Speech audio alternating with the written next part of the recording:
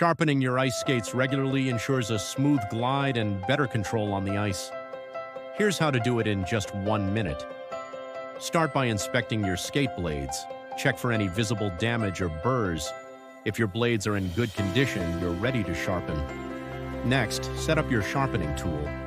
If you're using a manual sharpener, position the skate in the jig with the blade aligned. For an electric machine, follow the manufacturer's instructions.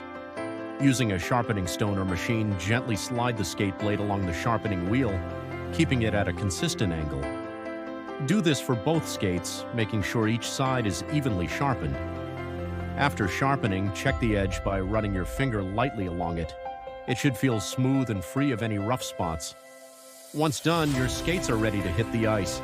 A sharp edge will give you better performance, stability, and control. Thanks for watching, and don't forget to subscribe for more tips.